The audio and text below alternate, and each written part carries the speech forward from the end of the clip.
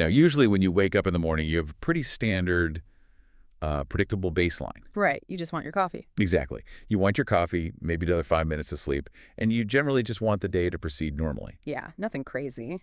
But lately, you might be waking up with this incredibly strange, almost violent, contradictory mix of feelings. Oh, that weird paradox. Yes. On one hand, you're likely experiencing this massive surge of, like, high-flying, completely untethered inspiration. Right. You wake up and you want to, I don't know, paint a masterpiece or drastically change careers or just redesign the entire architecture of your life. Just completely start over. Right. And yet, on the exact same hand, simultaneously, you have this intense, almost aggressive urge to get your life perfectly, rigidly organized. You want the color-coded spreadsheets. You want the spreadsheets, you want 5-year plans, airtight schedules. It's an exhausting, paradoxical state of mind. It really is the ultimate psychological paradox. I mean, what you are describing is that visceral feeling of wanting to build a magnificent, gravity-defying castle in the sky. Yeah. But simultaneously demanding to see the architectural blueprints, the load-bearing calculations, and, the municipal zoning permits for that exact same castle before you even lay a single brick. That is exactly what it feels like. And if you, listening right now, have been feeling that specific maddening tension, I want to validate you immediately. You are not losing your mind. No, not at all. You are simply heavily tuned into the cosmic weather right now. So welcome to our deep dive. Glad to be here. Today, our mission is to decode a really highly specific, fundamentally fascinating set of astrological sources covering the week of March 23rd through March 29th, 2026. And this is a big week. It's huge, and I want to set expectations right out of the gate.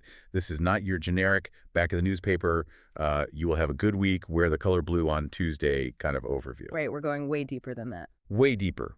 We are looking at a highly specific, transit-based analysis for all 12 signs. Okay, let's unpack this. The massive astrological news dominating our source text is that both Saturn and Neptune have recently entered the sign of Aries. Which is a monumental shift. I mean, to understand the gravity of this, we really have to look at the mechanisms of these two outer planets. Break that down for us. Well, Saturn is the planetary principle of restriction, boundaries, time, and structural integrity. It is the taskmaster. The strict boss. Exactly.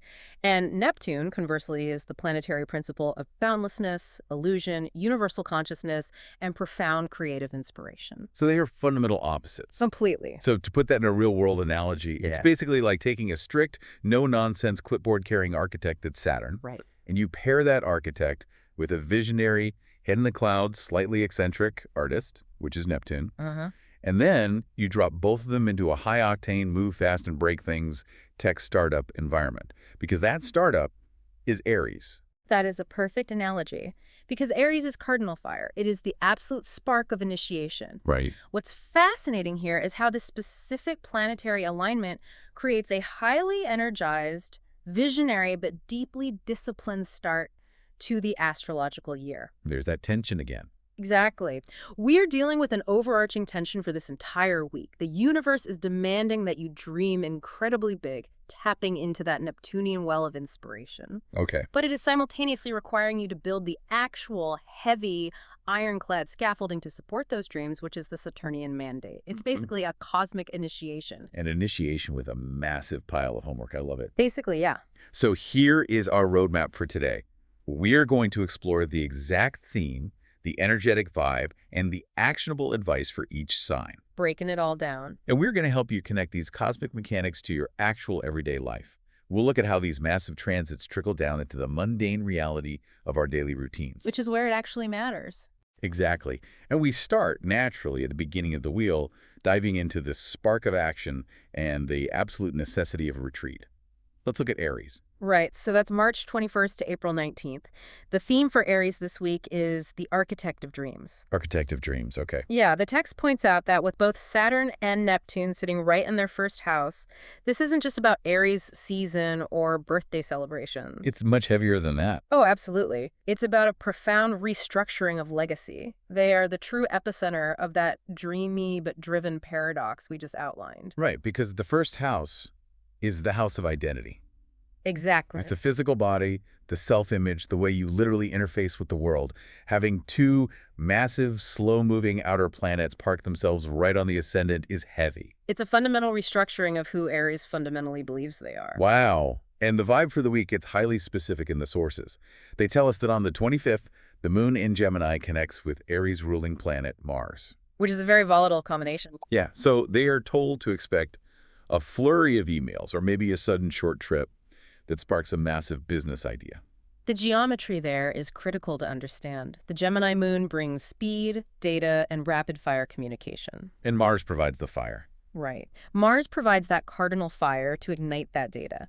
But because Mars rules Aries and Aries currently houses Saturn, this spark of an idea isn't allowed to just burn out. Which brings me to the advice from the text, and I really have to push back on this a bit. Oh, let's hear it. So the advice is, quote, don't just fantasize. Use the Saturnian energy to write down a 5-year plan. You have the cosmic green light to turn a creative vision into a concrete reality. Right. Now hold on. Aries is notoriously the sign of impulse. Very true. They are the fast movers, the pioneers. Asking an Aries to sit down and write a rigid, structured 5-year plan feels like asking an Olympic 100-meter sprinter to suddenly sit at a desk and map out the logistics for a 26-mile marathon. It sounds miserable for them. Right. Won't a 5-year plan physically depress an Aries? Yeah. I mean, they need dopamine and immediate action to function. Why are we asking raw fire to put itself in a spreadsheet? Well, it's a brilliant question, and the resistance you are describing is exactly what every Aries is feeling right now. I bet. But the answer really lies in the mechanics of Saturn in the first house.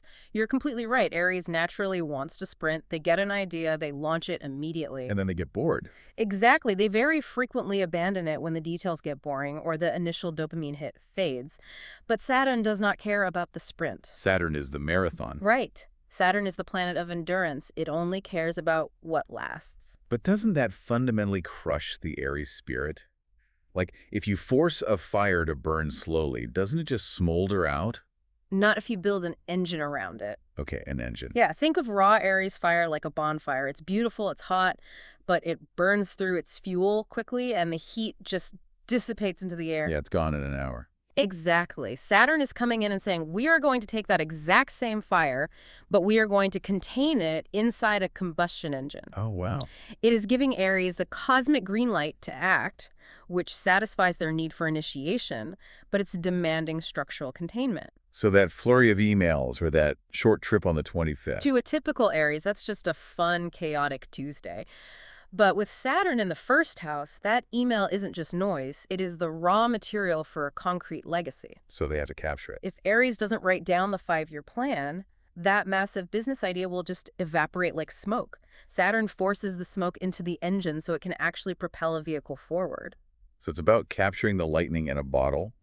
But the really uncomfortable work for Aries is that they actually have to sit down and forge the glass bottle first before the lightning strikes. Precisely. They are basically building the capacity to hold their own brilliance. That reframes the 5-year plan completely. It's not a restriction. It's a containment strategy for their own power. Now, as we transition from Aries, we see a really fascinating polarity. While Aries is bursting outward, forging glass bottles and fielding a flurry of business emails, their immediate neighbor on the wheel, Taurus, is experiencing the exact opposite cosmic pull. It's a totally different vibe. Taurus is being pulled into a deep, intense retreat. Right. April 20th to May 20th. The theme for Taurus is spiritual detox. That sounds intense. It is. The sun is highlighting their 12th house, which is the house of the subconscious, hidden matters, and undoing. So they're going to feel profoundly more introverted than their usual baseline. And the vibe reflects that need for withdrawal. Our sources say Venus is moving through a highly sensitive degree, making Taurus crave comfort, solitude, and control over their immediate environment. They just want to hibernate. The text literally calls it a stay in and reorganize the home kind of week. But the advice is what really stopped me in my tracks. What did it say? It says to pay extremely close attention to dreams around March 27th because intuition is peaking. And then it delivers this line. If a bridge needs burning to protect your peace, light the match. Oh, wow. Right. Here's where it gets really interesting. Taurus is the fixed earth sign. They are the bull. They don't budge. Exactly. They are the ultimate quintessential symbols of stability, endurance, and holding on. They hold on to grudges, they hold on to relationships, they hold on to their favorite sweaters from college. Very true. So to tell a Taurus to intentionally burn a bridge is a radical, almost violent departure from their core nature. It is radical, and for a Taurus, it feels incredibly dangerous. Yeah, I imagine they hate that advice. Oh, they despise it. But the spiritual detox is absolutely an energetic necessity right now. To understand why, we have to look at the function of the 12th house. Okay, the 12th house. It is the hidden room of the zodiac. It's where we process our psychological karma, our hidden fears, and the energetic cords we have attached to other people. It's the basement. Exactly. When the sun illuminates that hidden room, the spotlight is pointed entirely inward.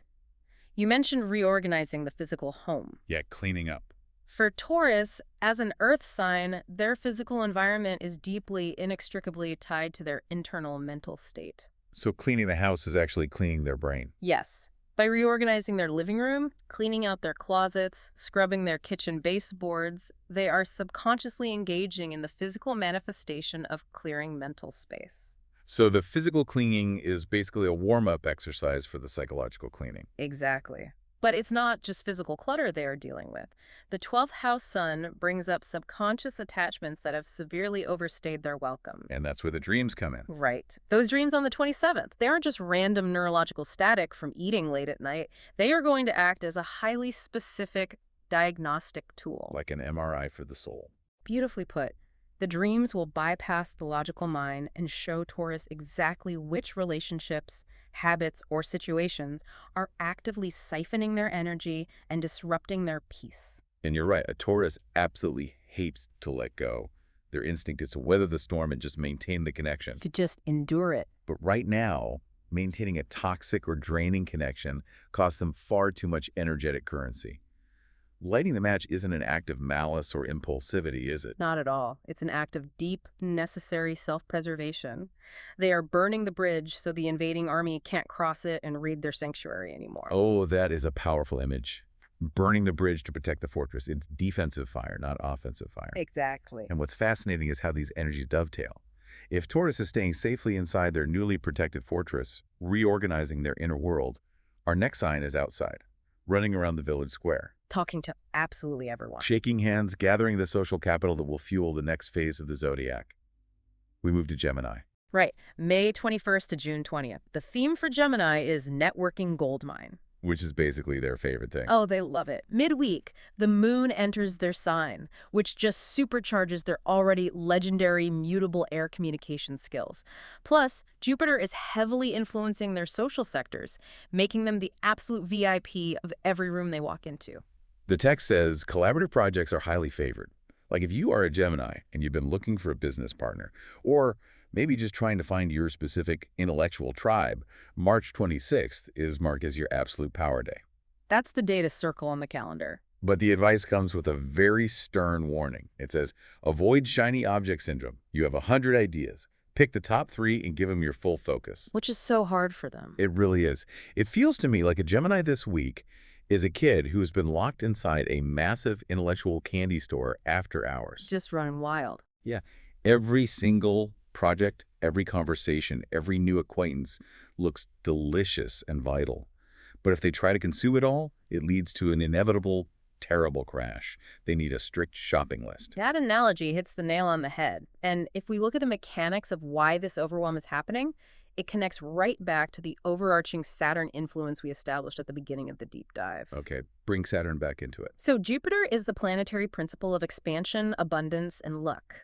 When it hits the social sectors, doors that were previously locked suddenly swing wide open. Right. Jupiter is providing the opportunities. It's handing Gemini the 100 brilliant ideas. But Jupiter has no boundaries. It will expand until it pops. So Jupiter's the ultimate yes man. Precisely. And that is why Saturn is required. Saturn represents discipline and limitation. A networking goldmine is completely useless if you just run around looking at all the shiny rocks but never actually mine the gold, refine it, and put it in the bank. You actually have to do the work. Right. Gemini, being ruled by Mercury, has a natural tendency to skim the surface, to know a little bit about absolutely everything, to keep all their options open. Jack of all trades. Exactly. This week, the cosmic weather is asking them to do something deeply uncomfortable, which is to close doors. Which feels like a tiny death to a Gemini. Closing a door means missing out. It really does. Ah, Picking just 3 ideas out of 100 is actively painful for them because it means saying a hard no to 97 other potentially amazing possibilities. yeah, the FOMO is real. But Saturn's lesson here is that focus is the only way they extract actual long-term value from this incredibly fortunate Jupiter transit. If they spread their energy across 100 ideas, they get 100 shallow puddles. Right. If they focus on 3, they dig 3 deep wells. So they have to become the ruthless editor of their own social and intellectual lives. And it strikes me that as Gemini is out there gathering all these brilliant ideas and opening all these doors, they are actually gathering the exact social and intellectual resources that our next sign, Cancer, is going to use to climb the professional ladder. Yes. Moving on to June 21st to July 22nd. The theme for Cancer is career milestone. That's a big one. And this is a massive transit for them. The Aries sun is currently blazing through their 10th house of career, public image, and legacy. The text notes they are being heavily watched by higher-ups. So no hiding. No hiding at all. The pressure is on, but so is the potential reward. And the vibe is intense. Saturn is demanding hard, structured work, while Neptune is simultaneously offering deep creative inspiration. The text suggests that Cancer might land a leadership role that requires them to act as the heart of the office. The heart of the office. I love that. It's beautiful. And the advice is very direct. It says, don't shy away from the spotlight. Dress for the job you want, not the one you have. Your authority is growing. Right. Now, I have to pause here and look at the archetype of Cancer. Okay, let's look at it. Cancer is ruled by the moon. They are symbolized by the crab. They literally carry their home, their sanctuary, on their back. They're associated with emotional depth, nurturing, and private, protected spaces. Very internal. So how does a sign so deeply, fundamentally tied to the private sphere comfortably become the authoritative heart of a high-pressure, highly visible public office environment without completely burning out? If we connect this to the bigger picture of the 10th house, well, we have to fundamentally redefine what authority actually looks like. Okay, how so? In corporate culture, we often default to thinking of authority as ruthless, detached, or purely analytical. You know, the CEO who never shows emotion. The Gordon Gekko type. Exactly. But true, lasting authority doesn't have to be cold. For Cancer, integrating that Neptunian inspiration allows them to lead with profound, radical empathy. Empathy is a structural management style, not just a soft skill, but the actual framework of their leadership. Exactly. Being the heart of the office means they become the emotional barometer of the entire team. People trust them implicitly. They feel safe. Right. People will work significantly harder for a Cancer leader because they feel genuinely seen and protected, not just managed. However, your concern about burnout is incredibly valid. The cosmic pressure from the higher-ups, that blazing 10th house Aries sun, is actually a structural test. A test of what? Their stamina. A test of their boundaries. It's Saturn testing them to see if they can hold their personal emotional boundaries while remaining in the glaring light of the public spotlight. Oh, that makes sense. Can they nurture the team without absorbing the team's trauma? Can they be the heart of the office without bleeding out on the desk? Oh, wow. So the armor of the crab isn't meant to hide them away in the dark. It's meant to protect their soft, empathetic center while they are standing out in the open. That's the exact mechanism. When the text advises them to dress for the job they want, it isn't just about putting on a nice tailored suit or a power blazer. It's not just fashion. No, it's about putting on the energetic mantle of leadership. It's stepping into a visible, authoritative role and communicating both visually and energetically. I can nurture this project and I can care for this team, but make no mistake, I am still the boss. Authoritative care. Yes, authoritative care. It is a very rare, very powerful form of leadership. Authoritative care. I love that phrasing. And seeing Cancer secure their career and their public image really sets up a beautiful conceptual transition. How so? Because once you have that authority and that outward confidence secured, how do you apply it to the wider world? This brings us to Leo, who takes that fixed confidence and uses it to violently expand their horizons, while Virgo, immediately following, has to figure out how to mathematically pay for all that expansion. Very true. Let's look at Leo. July 23rd to August 22nd. The theme here is expanding horizons. The text notes that the cardinal Aries fire energy is heavily supporting the fixed Leo sun. Which brings their confidence to an absolute all-time high. Right. And the result of that fire feeding fire is that Leo is feeling a massive, undeniable itch to travel, to expand, or to learn something radical. They want to break out. The vibe predicts that around March 28th, a lingering legal matter or a long-term educational goal is finally going to see some tangible progress. And the advice? It doesn't mince words. It says, book the flight or sign up for the masterclass. Your soul is hungry for a perspective shift. Break out of your local routine. I love how direct that is. Right. I have to say, as someone who loves a good, decisive call to action, this is my favorite advice of the week. It is the ultimate cosmic permission slip for the listener to invest in their own radical, intellectual, or physical expansion. It is a phenomenal, highly supportive transit for them, and it's crucial to understand the psychological mechanics of why their soul is so incredibly hungry for a perspective shift right now. Yeah. Why right now? Well, Leo, as a fixed fire sign, thrives on sustained radiance. They love to be the king or queen of their specific domain. They like holding court, being the center of their solar system. But the danger of fixed fire is that sometimes holding court in the exact same castle with the exact same courtiers day after day leads to severe intellectual and spiritual stagnation. The fire runs out of oxygen in a closed room. Precisely. So they literally need to open a window, or in this case, get on a plane to let new oxygen in. The progress they see on the 28th, whether it's a visa finally coming through, a lawsuit settling and freeing up capital, or getting accepted into an advanced degree program, it isn't just random luck. It's all connected. Yes. It is a culmination of that cardinal Aries fire forcefully pushing fixed Leo out of their comfortable, stagnant center. It's the universe saying, your kingdom has become too small for your energy. Go look at someone else's kingdom for a minute so you remember how big the world is. That is exactly it. They desperately need fresh, alien input to maintain the quality of their creative output. Right. So when the text says to book the flight, it's not suggesting a frivolous vacation. Right. It's mandating research and development for their soul. Research and development for the soul. If you are a Leo, write that on a Post-it note and stick it to your monitor. Definitely. But of course, you cannot book the international flight or pay the tuition for the masterclass without some actual tangible resources in the bank. Which brings us to our next sign. Exactly. Which brings us right to the earthly realities of Virgo. While Leo is out leaping into the unknown, Virgo is immediately putting their head down, pulling out the spreadsheets, and working to secure the complex financial foundations required for those big leaps. August 23rd to September 22nd. The theme for Virgo is financial strategy. Sounds very Virgo. It does.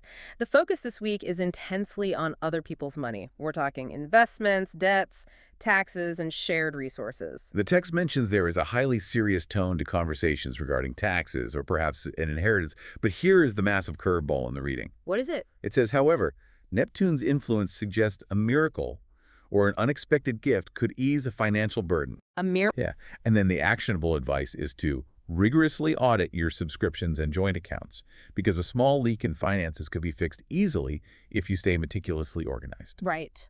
Okay, I have a major fundamental question here about the mechanics of this advice. Lay it on me. Virgo is an earth sign ruled by Mercury. They are highly logical, they love raw data, they love precision. Absolutely. Yet the text promises a Neptune-driven miracle in their finances. Neptune is the planet of fog, illusion, and the unexplainable.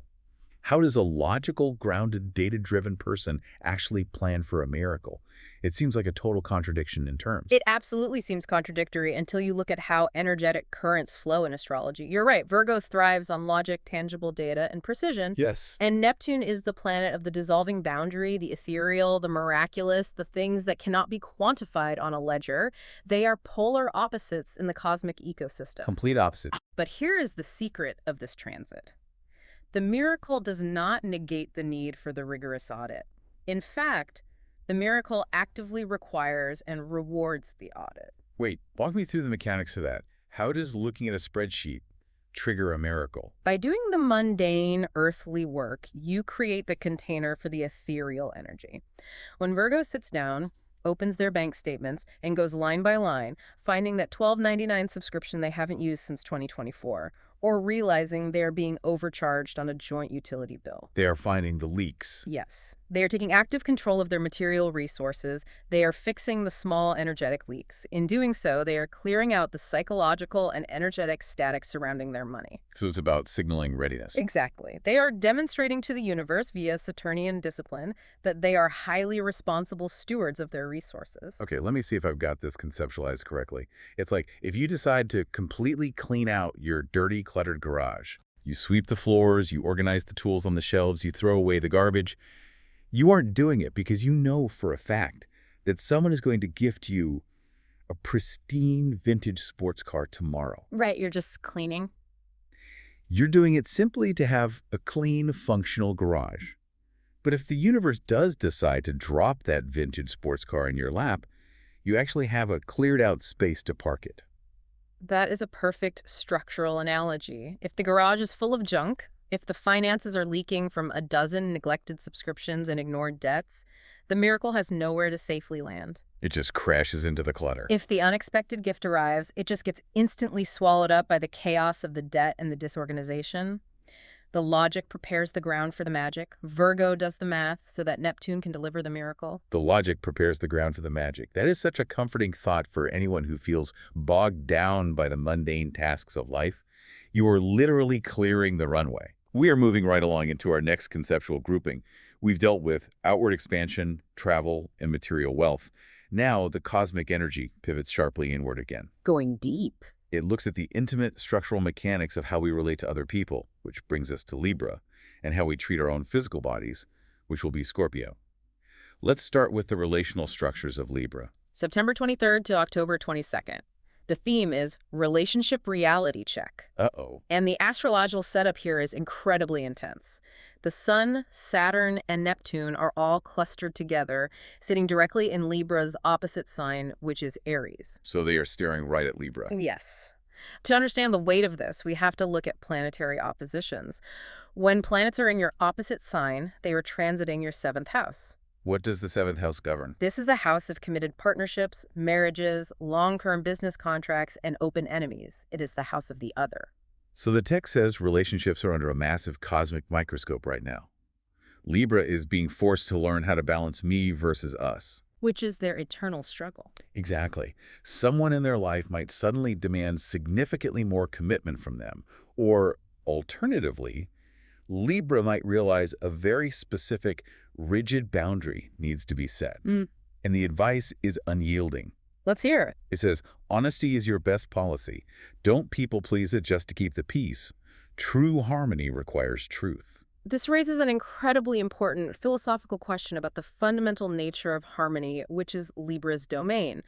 Libra is an air sign symbolized by the scales. Right, they want balance. Their absolute core instinct, their default operating system, is to keep the peace, to smooth things over, to compromise their own desires at all costs so that nobody in the room is upset. They are the ultimate diplomats of the Zodiac. They will twist themselves into pretzels to avoid a confrontation. Exactly. But Saturn, sitting in direct opposition to their sun sign, is violently rejecting that approach. Saturn doesn't care about pleasantries. Not at all. Saturn is demanding structural integrity in their relationships. If a relationship is held together solely by a lack of boundaries, or by Libra constantly swallowing their own needs, opinions, and anger just to appease the other person... Saturn says nope. Right. Saturn says that isn't actually harmonious, it's just quiet. And there is a massive difference between peace and quiet. It isn't harmonious, it's just quiet. Wow. That completely dismantles the people-pleasing defense mechanism. It really does. It reminds me of structural engineering. If you own a beautiful historic house and a massive load-bearing support beam inside the living room wall is slowly rotting away due to water damage, ignoring it keeps the house looking fine today. It looks perfect on the outside. Right. If you ignore it, you don't have to deal with the dust, the noise of construction, the expense, or the argument with the contractor. It remains peaceful. But it's secretly collapsing. Exactly. But honesty, in this case, the Saturnian truth, means you have to take a sledgehammer, tear open the drywall, expose the rot, make a huge mess, and replace the beam. You destroy the temporary piece so that the house actually stands for the next 50 years. That is precisely the mechanism of what Saturn in the 7th house is demanding. Tearing open the drywall is the uncomfortable, agonizingly awkward conversation. It's setting the hard boundary. It's the confrontation they But avoid. it's Libra looking at a partner or a boss and saying, no, I absolutely cannot do that for you anymore. Or, yes, I need significantly more from you if this is going to continue. It completely disrupts the peace in the short term. There will be dust and noise. But it builds unbreakable, load-bearing trust in the long term. If Libra tries to simply people-please their way through this heavy transit, they are just painting over rotting wood. Eventually, the structural beam will snap. So true harmony requires structural truth. The scales have to actually be balanced, not just rigged to look balanced. And from the structural integrity of our interpersonal relationships, we move to the structural integrity of our actual physical vessels. We move to Scorpio. October 23rd to November 21st. The theme here is the wellness revolution. The sixth house, right? Yes, the sixth house, which governs daily routines, bodily health, and the mundane acts of service, is completely lit up for Scorpio right now. The text says this is the perfect cosmically supported week to start a new fitness regime or to completely overhaul a broken work schedule. And here's the specific vibe, and it involves a fascinating linguistic shift that I really want to unpack. Oh. The text says Scorpio is moving away from burnout culture and moving toward sustainable productivity. That's a huge shift. It is. The advice is to deeply listen to the body. If you've been aggressively ignoring a physical symptom, address it immediately. Small, incremental changes made this week have massive, long-lasting benefits. I want to highlight that specific phrase, sustainable productivity. It's key. Moving from burnout to sustainable productivity isn't about stopping work entirely. It's not about becoming lazy. It's about changing the fundamental fuel source of the engine. It's a profound, incredibly necessary shift for Scorpio. To understand why, remember that Scorpio is traditionally ruled by Mars, the planet of war, and modernly co-ruled by Pluto, the planet of extreme transformation and the underworld. Oh, they are intense. They are the sign of absolute extremes. They are intense, and they are incredibly prone to going all in. When they latch onto a project or a goal, they will work obsessively, running purely on cortisol, adrenaline, and sheer, terrifying willpower until they completely crash. That is the definition of burnout culture. It's the I will sleep when I'm dead mentality, Cool. which sounds very cool and edgy until your adrenal glands literally give out. Exactly. It's an unsustainable burn rate. But the current transits in their sixth house are asking them to fundamentally reevaluate their relationship with their physical vessel. They need a new approach. Scorpio is brilliant at psychological strategy. They protect their deepest emotional bonds with intense reverence, but they very often treat their own physical bodies like cheap, rented cars. Gosh. They just drive them into the ground and expect them to keep running. Right now, the cosmos is demanding they apply that exact same strategic reverence they use for their emotions to their physical health. So, addressing a physical symptom like chronic back pain or insomnia isn't just about going to the doctor to get a pill. It's about acknowledging that the machine requires actual ongoing maintenance. Yes. And it's about realizing the mathematical truth that sustainable productivity yields exponentially higher long-term results than burnout culture. Because you actually survive to see the results. If they make seemingly small changes now, drinking significantly more water, enforcing a hard, non-negotiable stop to their workday at 6 p.m., stretching for 10 minutes every morning, they aren't sacrificing their ambition. Which is their biggest fear. That is the fear of every Scorpio, that resting makes them weak. But they're actually prolonging their ability to be ambitious. They're building a better, more efficient engine that doesn't rely on the toxic fuel of panic. They are extending their runway. And it's so structurally elegant how that works because as Scorpio moves toward sustainable productivity and gets their physical house in order, they are doing the heavy, mundane lifting that perfectly clears the stage for our next sign to completely wildly let loose. Scorpio does the work so Sagittarius can play. Exactly. We move to the fire and the roots of creativity. Let's look at Sagittarius. November 22nd to December 21st. The theme is passion and play. Sounds fun. The text points out that as a fellow mutable fire sign, Sagittarius is absolutely loving, absorbing, and amplifying this cardinal Aries energy we've been talking about. This is definitively pegged as their peak week of the year for romance, wild creativity, and taking massive risks. Okay, why is it so good for them right now? The geometry here is a trine. Aries and Sagittarius are in a trine aspect, meaning they're 120 degrees apart on the wheel, sharing the same element of fire. A trine is a highly harmonious, incredibly easy flow of energy. No friction. There is no friction. They speak the exact same energetic language. And the vibe described in the text is wildly inspiring. If you're a creator, an artist, or an entrepreneur, the text says your muse is literally screaming at you right now. It's loud. And if you're single, it mentions a fated meeting could occur at a lively social event. It's to get out there. Yeah. The advice is simple, but notoriously difficult for modern adults. It says, put your work aside for a moment and play. Your best ideas come when you aren't trying so hard. That's the challenge right there. So I ask you, as someone who studies psychological behavior, how hard is it to actually try not to try? Yeah. It feels like the ultimate paradox. It's incredibly difficult. It's like trying to fall asleep. The harder you clench your eyes shut, monitor your breathing, and forcefully demand your brain to sleep, the more intensely awake you become. It's known as the law of reversed effort. And you're completely right, it is an incredibly difficult state for modern adults to achieve. We are deeply conditioned by society to believe that value only comes from struggle, strain, and visible suffering. Like, if I'm not bleeding, I'm not working. We think if we aren't sweating, we aren't working. But for Sagittarius this week, play is not a frivolous distraction from their work. Right now, under this trine, play is the actual method of their work. Oh, well, let's underline that. Play is the method. Yes, the Aries energy is completely removing the usual friction and self-doubt from their lives. Sagittarius is a sign that is naturally expansive, optimistic, and highly intuitive. So they need space. When they sit at a desk, clenching their jaw, staring at a blank screen, and trying to forcefully extract a brilliant idea from their brain, they actively choke off their own natural intuitive flow. They block themselves. But when they go for a hike without their phone, or go to a loud, chaotic party, or just mess around with a completely unrelated hobby for the sheer, unadulterated joy of it, their conscious mind relaxes, and their subconscious takes the wheel. And that's when the muse screams, when you aren't looking directly at her. Exactly.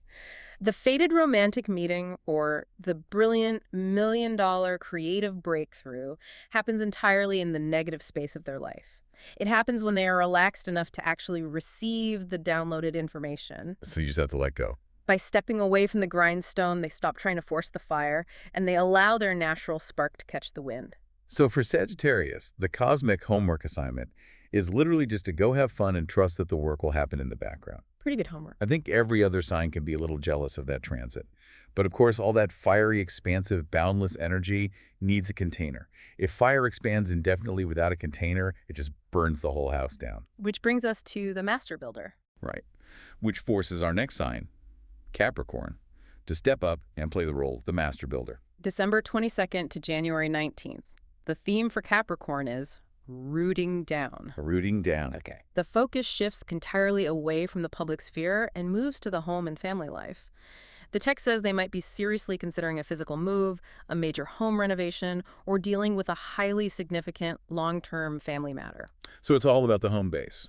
Astrologically, this is a shift to the lowest, most foundational part of the natal chart, which is the fourth house.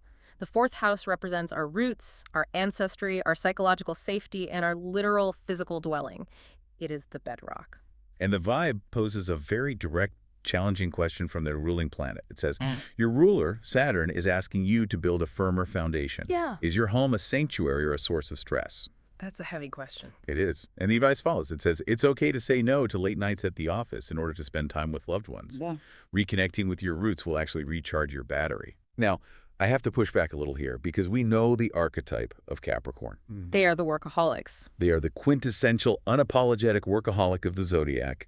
They are the CEO, the mountain goat, stubbornly climbing to the absolute freezing peak of the mountain. They never stop. Telling a Capricorn to voluntarily leave the office early, abandon their spreadsheets, and go focus on the throw pillows in their living room feels like telling a fish to go take a walk on the beach. It's completely against their standard, ambitious operating procedure. It is deeply counterintuitive to them, and that is precisely why Saturn, their own ruling planet, is the one enforcing it. Saturn is forcing them home. Saturn is the ultimate taskmaster, yes, but Saturn is also the planet of architecture and structural reality. If Capricorn is the mountain goat climbing the corporate mountain, Saturn is reminding them that they need to understand that the mountain itself has to be stable. The ground under them. You cannot build a magnificent 100-story skyscraper, which represents their soaring career ambitions, on a cracked, crumbling, water-damaged foundation, which represents their home and family life. So if I'm understanding the structural logic, ignoring the home actually puts the career at imminent risk of collapse. In the long term, absolutely. It's a matter of structural physics. If their home is a constant source of stress, if they are coming back every night to a chaotic physical environment or deeply fractured, resentful family relationships, they aren't actually resting when they sleep. They're just draining the battery more. They are just further depleting their already low reserves. When Saturn asks them to prioritize the foundation, it's not asking them to abandon their ambition. It's not trying to turn them into a homebody. It's a strategic retreat.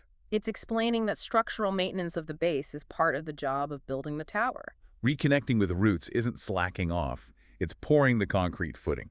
Exactly. Saying a hard no to a late night at the office is a highly strategic, calculated move to ensure they actually have the physical and emotional stamina required for the next decade of grueling work. Because they can't run on empty. They desperately need a sanctuary to recharge, otherwise the high-performance machine just breaks down in mid-flight. It's all about long-term infrastructure. And once that foundational infrastructure is safely secured by Capricorn, the mind is finally free to detach from the earthly plane, fly up into the stratosphere, and start downloading the blueprints of the future. Now we're getting into the air signs again. Right. Which brings us to our final grouping, the mind of the future and pricing the dream. We are looking at the final two signs, Aquarius and Pisces. Let's start with the air sign Aquarius. January 20th to February 18th. The theme is intellectual spark. Spark is right. The text says their mind is currently moving at roughly 100 miles per hour. The week is completely dominated by short trips, rapid-fire interactions with siblings or neighbors, and incredibly high-level, fast-paced communication. So lots of chatter. This aligns perfectly with third house matters, the sector of the chart governing the local environment, the daily commute, and the raw processing of information and language. And the vibe is intensely electric. They might feel a bit physically and mentally overstimulated by that Gemini moon midweek. The advice is to intentionally use this frenetic energy to write, to record a podcast, to speak their mind publicly. Just get it all out. But the most crucial, fascinating piece of advice is this. It says, keep a notebook by your bed. You're downloading future information that will make sense in a few months. I love this imagery. Right. I read this and my mind immediately went to technology. It feels exactly like your phone or computer getting a massive, heavily encrypted software update in the middle of the night. Yes. You wake up, the file is sitting there on your desktop taking up space, but you don't actually have the decryption key yet. You don't know what the code does. You don't know why you need it, but you absolutely have to hit download and save the file anyway because you know it's vital. That is a brilliant, highly accurate analogy. Aquarius is co-ruled by Uranus, the planet of sudden breakthroughs, innovation, and the distant future. They are the visionaries. They are naturally the visionaries and the eccentric inventors of the Zodiac. Right now, with these specific transits, they are acting as a direct physical conduit for that visionary, boundless Neptune energy we talked about at the very beginning of the show. They're basically antennas. They are pulling ideas directly out of the ether. So the mental overstimulation, the feeling of the mind racing at 100 miles per hour is just bandwidth issues. Exactly that. The overstimulation from the Gemini moon is just the physical and mental friction of downloading way too much raw data at once. The biological hardware of the human brain is struggling to process the massive cosmic software update. That is why keeping the physical notebook by the bed is so absolutely vital. It's the Saturnian discipline required to ground and capture the Neptunian vision. You have to capture it physically or it drifts away. Yes, because Neptune rules dreams and the subconscious. If you have a brilliant, world-changing flash of insight at 3:14 a.m. and you tell yourself, oh, that's genius, I'll definitely remember that in the morning, you absolutely won't. It's gone by breakfast. It's made of ether. It evaporates the second the sun comes up. By forcing themselves to turn on the lamp and write it down, even if the words seem like disjointed nonsense or a weird riddle at the time, Aquarius is safely saving the encrypted file to the hard drive. And then what? 3 months from now, a specific problem will arise at work or in their life. They will look back at those cryptic notes, and the code will suddenly execute perfectly.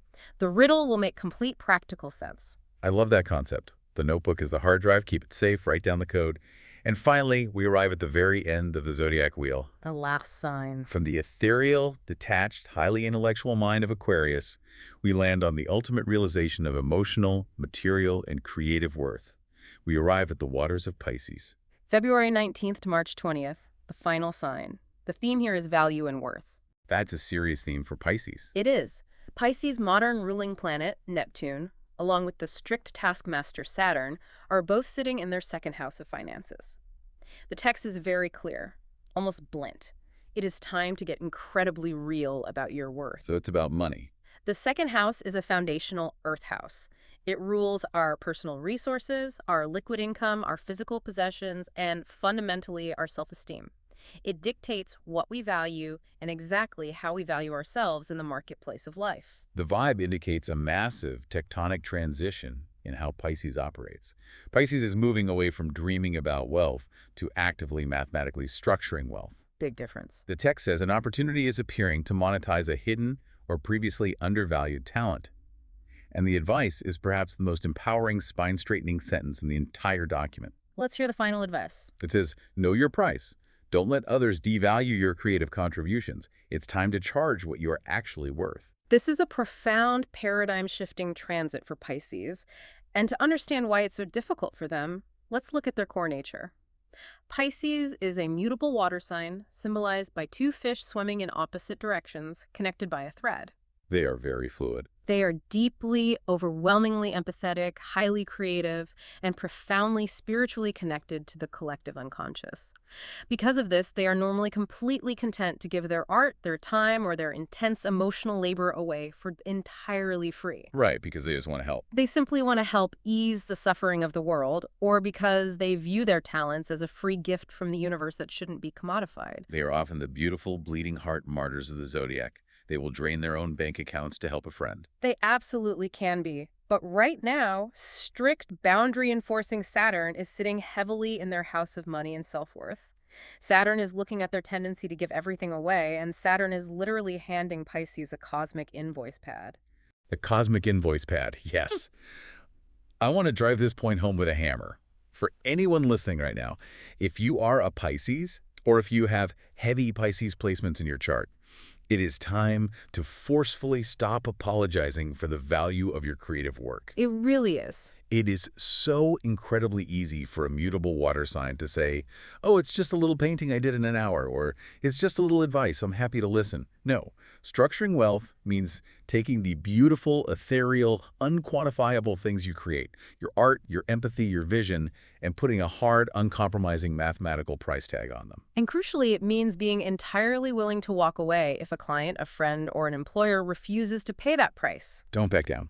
Knowing your price means fundamentally understanding that your creative contribution has tangible, earthly value that pays the rent.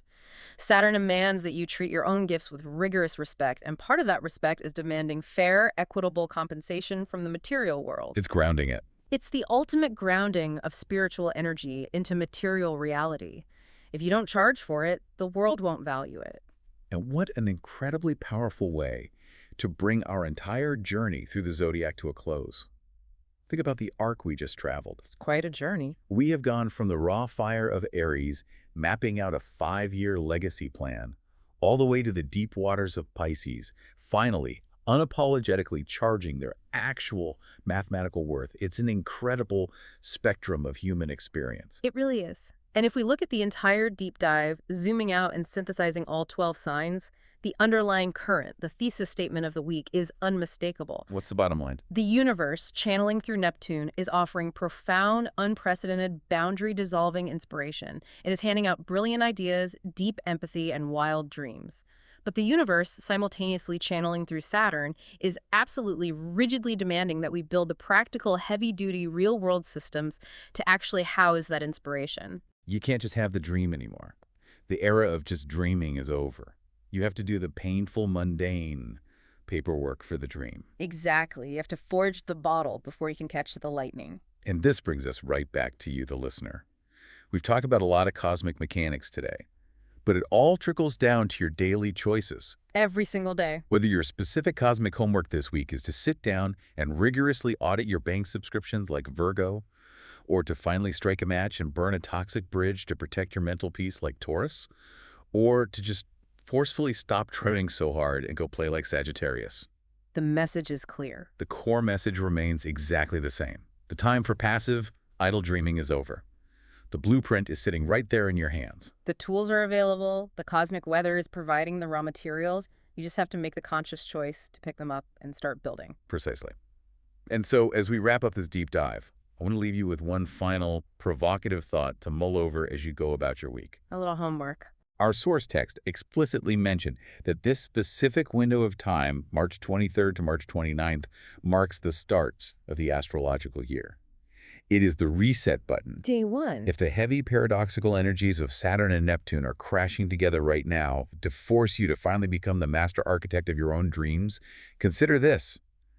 How will the tiny, seemingly insignificant boundary you bravely set today, or the single, weird, encrypted idea you jot down in your bedside notebook tonight, dictate the absolute limits of the empire you are destined to build over the next 12 months? It's a big question. When that strange, exhausting mix of soaring inspiration and the aggressive urge to organize hits you tomorrow morning, don't ignore it. Ask yourself the hard question: are you building your magnificent castle with straw that will blow away the next storm? Or are you finally doing the hard work of pouring the concrete?